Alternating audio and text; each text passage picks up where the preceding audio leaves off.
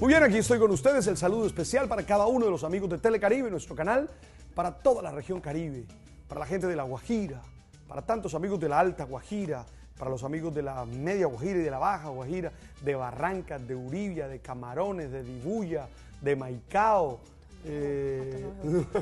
tantos lugares, a ver, de Camarones, también ya dije Camarones, a ver qué otro lugar de La Guajira conozco yo. Hato Nuevo también, aquí me recuerdan a Hato Nuevo, me recuerda nuestra amiga invitada hoy, que es nuestra amiga Virginia Quintero. Virginia, ¿cómo estás? Ay, más contenta. ¿Sí? Sí, feliz. Feliz, que me encanta. Me encanta que estés contenta, Virginia. Me dijeron que has logrado tener los programas. Sí, claro. ¿Cómo hiciste? A ver, cuéntanos cómo hiciste. Bueno, YouTube. Efectivamente. Ahí los encontraste. Ahí los encontré. Tú, mira, hay una psicóloga amiga que también viene y quiere tener los programas que se llama Suhey. Ah. Yo no sé si tú le puedes ayudar Con para gusto, que ella sepa con dónde gusto. conseguirlos. Es que necesitamos seminario, taller, encuentre. Encuentra el programa en YouTube. Hoy el tema tiene que ver con las preguntas que me hacen las mamás a propósito de la situación de los hijos en nuestro mail palbertojose@hotmail.com.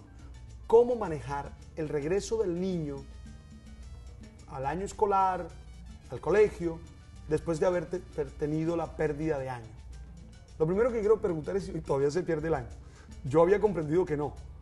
¿O todavía se pierde? Bueno, una vez más se pierde el año. Una vez más. Una vez más, sí.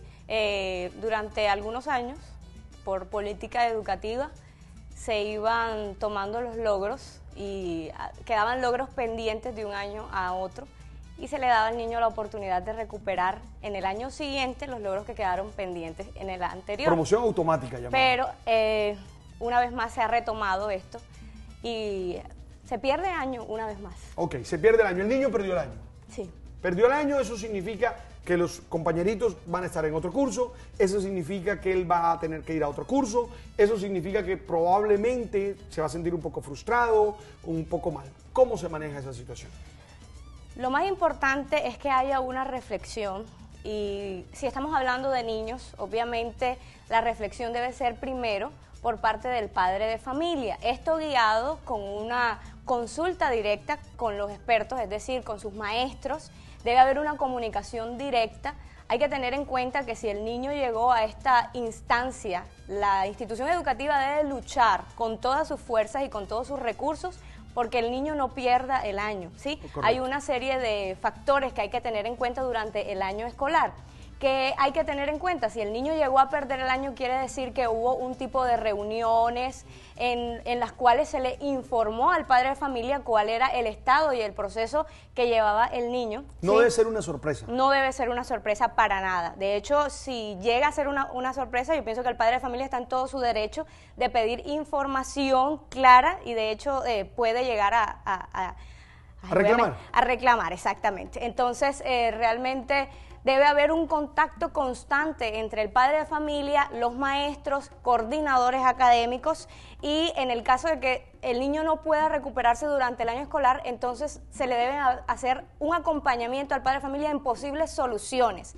En caso de que el niño se detecten dificultades de aprendizaje, dificultades en su desempeño académico por razones específicas, entonces el colegio debe tener sus profesionales internos quienes deben guiar al padre de familia en las posibles soluciones, ya sea terapia ocupacional, ya sea neuropediatría, ya sea psicología, ya sea neuropsicología, además de esto también puede ser psiquiatría, entonces psiquiatría infantil obviamente, entonces los especialistas internos de la institución están precisamente para acompañar al niño durante el proceso del año escolar, pero al mismo tiempo para acompañar al padre de familia y guiarlos en posibles soluciones durante el año escolar. En caso de que durante el año escolar se hayan detectado algún tipo de inconvenientes en el niño, como es el caso de pronto un trastorno en su aprendizaje, para su aprendizaje, entonces el niño se le debe dar el acompañamiento con los profesionales externos, quienes deben permanecer en constante comunicación con los del colegio. Visto así, no debieran perder los años los niños. No deberían perder los años los niños, pero hay unos momentos, padres, en los que es necesario que el niño, ojo, no pierda el año. Lo que pasa es que ese término es bien injusto y es un término social, no es un término académico. Es un término injusto para el niño, para la familia. Porque perder un año significa decir que no lo vuelve a tener. Exacto. Perder un año significa que no aprendió nada. Perder un año significa que casi es un cero ahí en la cuenta. No, yo estudié 11 años porque uno lo perdí, ese no contó. Seguramente aportó muchas cosas ese año. Y ese es el punto que debemos tener en cuenta, ¿sí? Cuando al niño se le ha dado todo el acompañamiento, la ayuda, y es que lo que le iba a comentar ahorita es que cuando ya se detecta que hay un problema específico que al niño no le permite abordar los contenidos de manera normal, ¿sí? Normal hablando del estándar, Okay. ¿sí? Entonces hay que entrar a pensar en unas posibilidades como son logros mínimos, ¿sí? Que el niño haya un mínimo de posibilidades que él pueda alcanzar para superar el año. Si los logros mínimos no son alcanzados, entonces ya se entra a pensar, no que el niño pierde el año, yo no estoy de acuerdo con ese término personalmente, sino que el niño repita el año escolar. Repite el año escolar no pensándolo como una pérdida y no transmitiéndoselo al niño ni al padre de familia, sobre todo porque es quien directamente debe dar la noticia al niño de esa manera. Ahora, de todas maneras uno queda golpeado. Yo tengo que contar que no pasé por esa experiencia, pero imagino que perder un año o decirle a uno que repita un año tiene que ser muy frustrante para uno. Tiene uno que sentirse el más bruto del curso, pues, o tiene uno que sentirse el más, bueno, no sé cómo llamarlo, pero tiene que sentirse uno muy mal.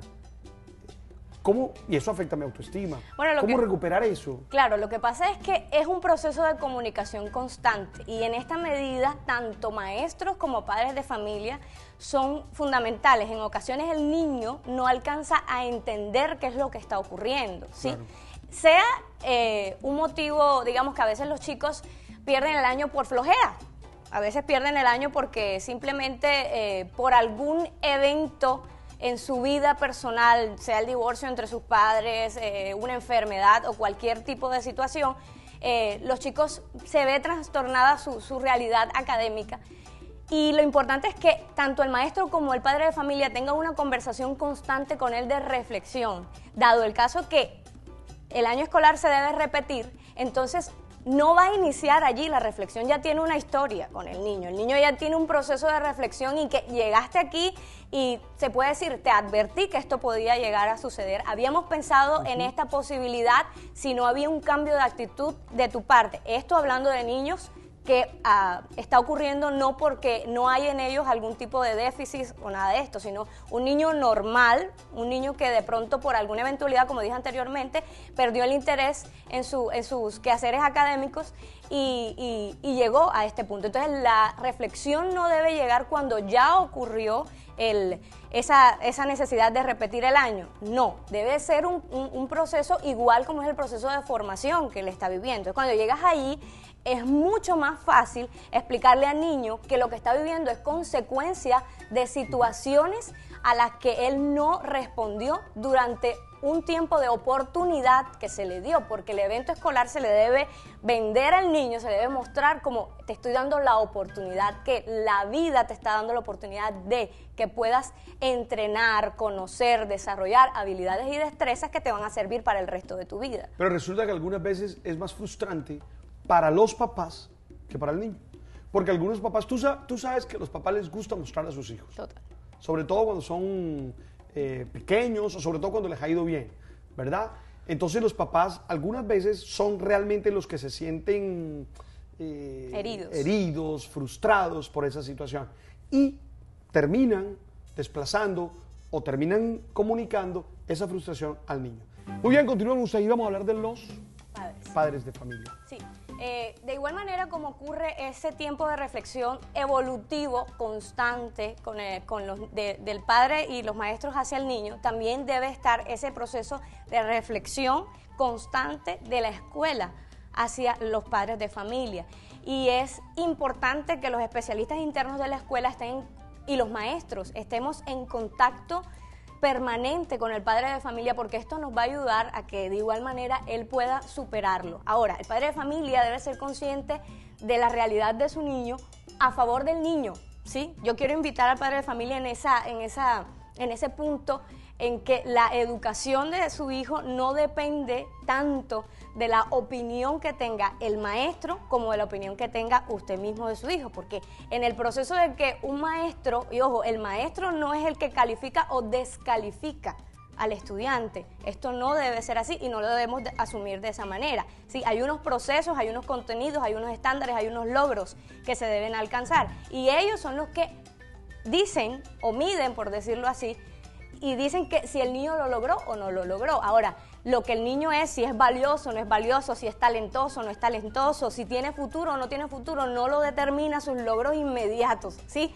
Porque tenemos muchos ejemplos, Alumnos, compañeros míos que no servían para nada en el curso, hoy tienen más plata, tienen más fama, tienen mejor familia, tienen mejor relación con los hijos que los más brillantes del curso. Sí, sí, lo importante es que el padre de familia pueda reconocer que cada eventualidad en la vida de su hijo y en su vida familiar es una posibilidad de formación, de reflexión para la vida entera. Entonces es salir como de ese egoísmo y ubicarnos, centrarnos objetivamente en qué es lo que quiero hacer a favor de mi hijo, hacia dónde lo quiero llevar. Ahora, vamos a ser claros en algo, ningún niño es tonto, ningún niño es bruto.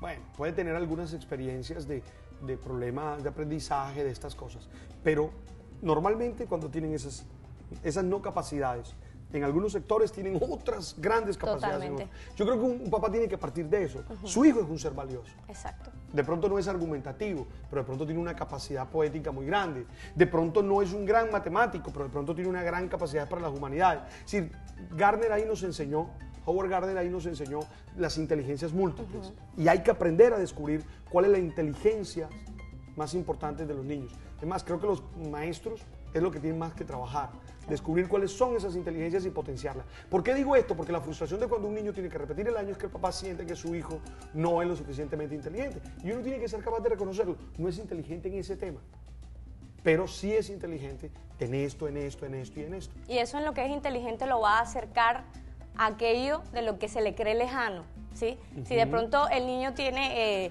una habilidad especial para, digamos, la danza lo puede acercar a las matemáticas, la danza lo puede acercar a la lectura, puede desarrollar su imaginación, la música, las artes son un recurso muy importante, una herramienta que pueden colaborarle al niño a entender muchas cosas.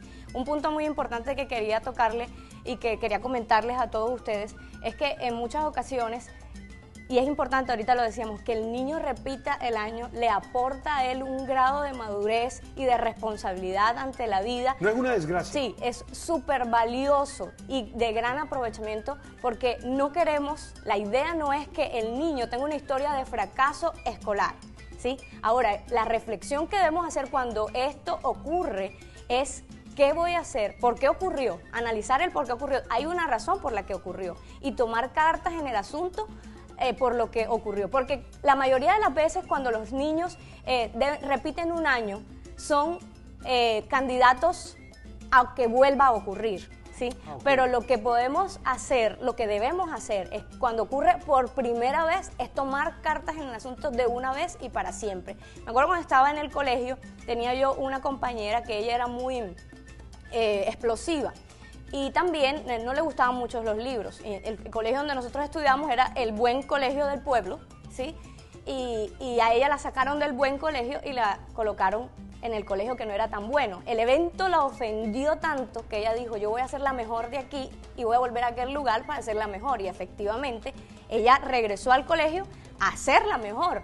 Hacerla mejor. También conozco, precisamente ayer hablaba en una reunión social con un personaje que el hecho de que su papá se hubiese ido de la casa le hizo a él, le dio un desánimo en su actividad académica y perdió el año. Lo cambiaron a un peor colegio y perdió una vez más el año. Entonces, cuidado con las decisiones que tomamos cuando los chicos pierden el año, como se dice popularmente, ¿sí? Porque esto puede marcar su vida. La idea es ayudarlos a avanzar, no castigarlos, porque ya de por sí no es fácil para un estudiante que debe repetir el año, no es fácil ver que otros avanzan, otros que iban a su mismo nivel o que están en su mismo nivel avanzan y a él le toca repetir. Este evento psicológicamente no es nada fácil de asumir, entonces hay que colaborarles en avanzar. Ahora, el otro día le escuchaba a Mauricio Pareja en uno de sus programas, yo lo escucho, en uno de sus programas le escuchaba decir que una de las tragedias que tiene el mundo moderno es la bendita precocidad. Decía Mauricio en ese programa que ahora todo el mundo es el piloto más joven que ganó la Fórmula 1. este es el bateador más joven, es decir, todo es lo más joven. Y eso se ha inoculado en el pensamiento de los papás, y muchos papás sufren porque su hijo no va a salir de 15 años del bachillerato, su hijo no va a salir de 16 años del bachillerato, su hijo no va a salir... Cuando realmente cada vez estoy más convencido, y ya no soy profesor de pregrado, pero cuando lo fui, cada vez estaba más convencido de que entre más maduros llegaran a la universidad, más iban a aprovechar la universidad. Es decir, no entremos en esa competencia que el pelado tiene que salir a los 15 años o tiene que salir a los 16 años. Habrá algunos que lo podremos hacer, fantástico, pero ese no es el estándar para todo el mundo. Sí. Esa no puede ser la medida. Yo lo viví. Recuerdo que toda mi primaria viví rabiosa con mi mamá porque ella me hizo repetir jardín. Mi mamá me hizo repetir jardín porque yo era muy flaquita y muy chiquita. ¿Qué razón? Y yo... Espero que no nos esté oyendo, porque sí. Es terrible esa razón. ¿No? Sí. Entonces yo quería salir rápido del colegio. Recuerdo que estando en el colegio yo quería salir rápido del colegio porque yo quería llegar a la universidad. Siempre he querido estudiar más de una carrera, entonces yo lo veía como que el tiempo me va a rendir más. Cuando estuve en 9º grado, éramos 3 estudiantes muy sobresalientes, y pasaron la propuesta de promovernos a 10º grado, pero resulta que entre 9º y 10º, en un bachillerato académico, hay un cambio bien drástico, comienzan a verse materias nuevas. Claro, por favor. Entonces, mis papás una vez más no aceptaron. Mi amiga Caterina Gutiérrez... Hay que pensarle ponerle una tutela. O sea, yo pienso ponerle una tutela, ¿oíste? Sí, mi amiga Caterina Gutiérrez sí fue promovida, y de hecho Caterina era menor que yo. Cuando ya Caterina termina, se va a estudiar, y ella realmente me cuenta ese testimonio de su parte. Me dice, no, yo hubiese querido hacer los años completos, claro. Vivir ese proceso. Y también conozco muchos amigos que terminaron, como usted lo dice, muy temprano su bachillerato, y viajaron a ciudades porque eran estudiantes, muy buenos estudiantes, y viajaron a Bogotá a estudiar en reconocidas universidades, pero la ciudad, la gran ciudad, se los comió. Entonces no perdimos un buen estudiante y comprometimos a un ser humano. Exactamente. Estoy de acuerdo contigo. No, mentiras, a tu papá hay que felicitarlo en ese tipo de decisiones, porque ese tipo de decisiones son las que tienen éxito a futuro. De pronto inmediatamente no nos gustan tanto, claro. No nos gustan. Seguramente tú te molestaste. ¿Qué papás? ¿Cómo hacen esto mi papá? Pero resultan que a futuro, importante. ¿Sabes por qué? Porque no se pueden quemar etapas. No se puede uno volar etapas. Exactamente. Porque cuando uno se las vuela, más adelante ellas vuelven a salir. Así es. Entonces, ojo con ese tema. No se sientan mal por eso. No se sientan mal porque su niño tiene que salir de 14 años, de 15 años. Entonces, hacen competencias. O sea, además porque los hijos no son para competir. Totalmente. Los hijos son seres humanos únicos e irrepetibles, con capacidades y posibilidades que de pronto otros no tienen. A los que les debemos dar la posibilidad de manifestar sus necesidades. Conocer las necesidades de los niños nos ayuda mucho a saber cómo nosotros podemos aportar a partir de lo que ellos son y de lo que ellos quieren llegar a ser, no a partir de lo que nosotros soñamos y necesitamos que ellos sean. Entonces, eso es importante. Los niños avanzan a partir de un proceso personal, ¿sí? La ley habla de un individuo de derecho, y entonces respetar ese individuo de derecho requiere que se le repitan, ¿sí? A veces en tu cotidianidad a ti te explican la raíz que perdón, y necesitas que te repitan. Así en todos los procesos de la vida una repetición es válida, una repetición es necesaria, y una repetición en muchos momentos de la vida es un beneficio sin igual que, como decíamos ahorita, en el momento no nos puede gustar mucho, pero que a futuro con toda seguridad tendrá resultados trascendentales. Muy bien, ahora, también es importante el acompañamiento. Lo hemos planteado al inicio y quiero subrayarlo al final. Es muy importante el acompañamiento de los padres. Los papás tienen que estar atentos del proceso educativo, del proceso escolar, para llamarlo de manera precisa, de los hijos. Pero tiene el colegio, y esto es un tema que tenemos que reflexionar bien, que tener las herramientas de acompañamiento o las personas que acompañen el proceso, no solo académico, porque la educación no es solo un proceso académico. Esto está claro. En alguna época nosotros solo valorábamos la inteligencia racional, pero hoy tenemos claro que los seres humanos tenemos otras inteligencias. Yo a veces, cuando estoy reflexionando sobre mí, en estos días que estuve en retiro y que estuve tanto tiempo en retiro, pensaba en lo que he vivido, y yo decía, hombre, qué rico que a mí me hubieran podido descubrir lo que llama Gardner la inteligencia interpersonal, que parece ser que es un buen don que me dio el dueño de la vida, porque entro rápidamente en conexión con la gente. Voy a predicar a Barcelona y bueno, y veo un poco de señoras mayores y yo digo, Dios mío, hasta aquí llegamos. ¿Cómo entro aquí? Sí, ¿cómo entro? Pero a los 3 segundos de estar hablando somos los amigos más grandes que hemos encontrado y ya tenemos una empatía. Entonces, ese tipo de cosas, qué rico que se detecten en el proceso de crecimiento, de educación, para trabajarlos. Porque a veces lo que creemos, y en esto Paulo Freire lo tenía muy claro, a veces trabajamos solamente con una educación bancaria, como si los niños fueran unos bancos a los que hay que consignarle conocimiento, y resulta que no. Resulta que lo que hay más bien es que potenciar el desarrollo de las personas. Totalmente de acuerdo. De hecho, lo que hablábamos ahorita, o sea, hay que buscar la forma como los seres humanos entienden el mundo, porque cada uno tiene una forma, una visión, una perspectiva del mundo totalmente diferente. Entonces, pienso que el principio es eso, captar por dónde estás mirando, para tomar esa visión que tú estás teniendo del mundo y ayudarte, guiarte, ampliarla.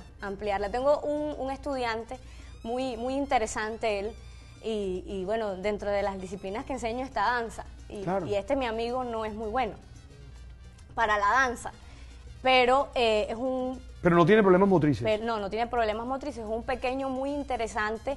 Él tiene su cabello rizado, bastante amplio, pero yo entro en conexión con él cuando comenzamos a hablar de historia. Entonces no es lo mismo que yo le diga, tienes que desplazarte de esta y aquella manera, sino cuando yo le digo a él, porque en aquel tiempo los hombres tenían que agacharse para tomar la siembra y lo hacían de esta manera. Cuando hay una conexión entre lo que para él es significativo, interesante, y lo que yo le estoy invitando a hacer, lo que yo necesito que él haga, ¿sí? Ya sus ojos, su mirada, su actitud es totalmente diferente. Entonces, podemos evitar muchas cosas evitar muchas pérdidas, podemos evitar muchas faltas de interés cuando tomamos al ser humano a partir de lo que es, de lo que le gusta. Te recomiendo un autor, Joan Ferrés. Joan Ferrés. Un catalán.